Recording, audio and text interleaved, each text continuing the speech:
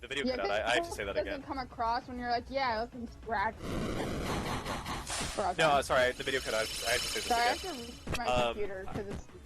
Oh, okay. Well, while you're doing that, I guess I'll just. Okay, I'm showing my computer. So. Yeah. Anyway, yeah, so, like, not to say that you should spoil dogs, obviously, but I'm trying to just sort of communicate that, like, you know, I've had some wholesome character growth because I used to be afraid of dogs, and now I get, like, you know, very fraternal and playful with them. So, that's what I was trying to say there. Oh, no, I mean, yeah, no, just say playful, though, because when people hear that, like, oh, yeah, I let them scratch me, like... Yeah. There's a level of scratching that's playful, and then there's a level of you're not setting boundaries with a dog, and you're letting it scratch you, you know? Well, so, it scratches me not because it's being, like, angry. You know, yeah. I used to be afraid. No, I don't, but, like, you know, there's the things where, like, dogs will... They're not always scratching you because they're being playful, they're scratching you for dominance. So by you letting him scratch you, he knows you won't do anything because he's the one that's dominant in that relationship. But he's not going to listen. You know what I'm saying? Sure. So I mean, you're talking about. He knows that you know you can't. Like dog behavior is very different. Cause you know, like oh he scratched me, he's playful, and it's like, sure, but he's also doing it for dominance reasons.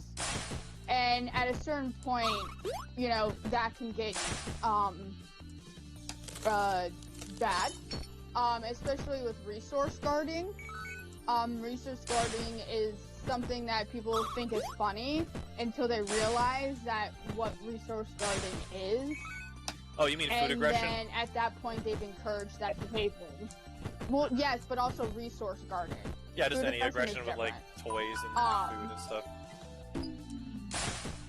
Well, resource guarding is like kind of hoarding things for like food purposes, so it does have to relate to it. But food aggression, from what I know and from what I'm seeing, you know, the greyhounds have had to be trained out of food aggression. Yep. Usually food aggression happens when they've been trapped in really tight quarters. And we're kind of to that food comes from don't touch my shit. There are a lot of greyhounds who are rescues from races. They get food aggression because they're in the kennels, these tight kennels. They also get space aggression because you put them in this open space, you know, this open house. And they're not used to having to share that space.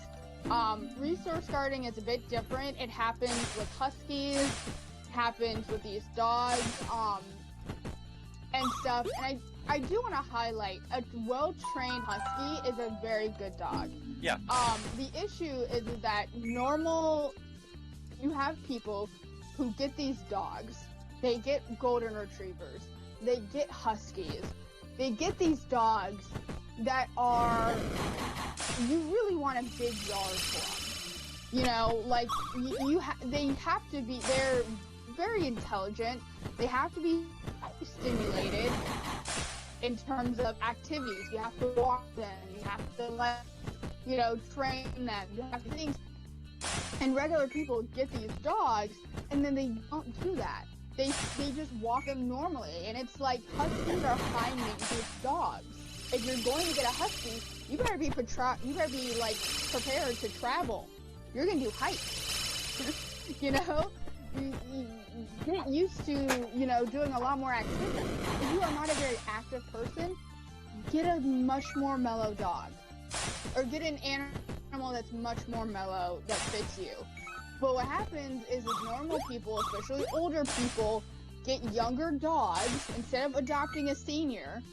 They'll get younger dogs, and then they can't do the activities that dog needs. So then where does that dog's energy go?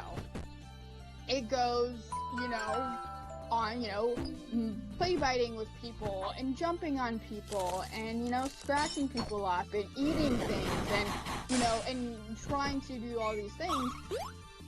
And it's like, it's one of those things where when Pitbulls used to be nanny dogs. Okay, I have an unpopular opinion I can give. I think people need to train small dogs just as much as they train big dogs. Yes, because there's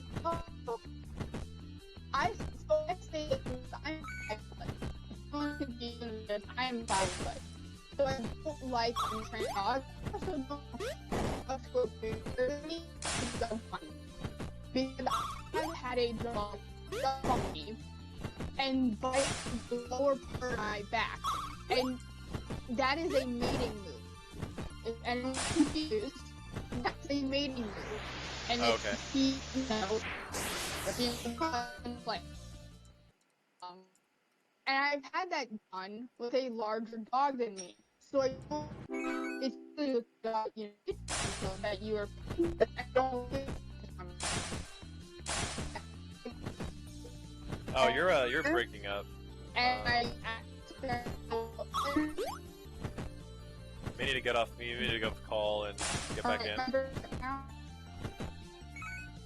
It's sort of still, yeah. Hold on. Oh wait. Oh, nice and clear. Okay. Am I still? Okay. Oh, But I've had. All right. Am I breaking up or not? Right now you're not. Okay. But I definitely think that at the very least, basic commands like sit, stay. Yeah. Don't jump on people. I feel like those are things people have. But like golden retrievers can be just as bad. I never want to own a golden retriever. I think I kinda wanna own a overrated. dachshund. I think they do have. Yeah, dachshund's good. I think golden retrievers can be aggressive. They've been shown to be aggressive. But with I'm 5 foot, as I was saying, and I am okay with large dogs, but I'm a lot less enthusiastic about small dogs because I can't freaking see them, and I'm already short. Like, I can see a medium dog, I can see a large dog, and I can kind of, forcefully move in the space. But I've had friends of the family have Yorkies, and I like Yorkies. But they're so tiny and they like to go under your legs. And I'm like, bro, I'm trying to not step on you. Like, please don't do that. Right. And it's same thing with Chihuahuas. I think Chihuahuas get a bad rep for being yappy dogs. If you treat it right, it's usually a very calm dog. That's the thing I think is interesting there. But I do think that people, if you have a smaller dog, they definitely need a belt. We need to know where they're at. Sometimes you have a dark brown wooden floor and your Yorkie is also brown. I can't see it. Yeah. I'm kind of colorblind. Yeah. Huh. It's so interesting too because how do you feel? And now, obviously, dogs, they get aggressive and stuff like that. If they're not socialized, and exposed to people. But how do you feel about for cats or whatever, cat rooms? Because fish are in their tanks, gerbils have their gerbil tank. It's if you have an indoor cat, would you give them free reign to the house, or would you? Or if you had a small dog or a cat, would you give them a decent portion of the house? Maybe a big room or something.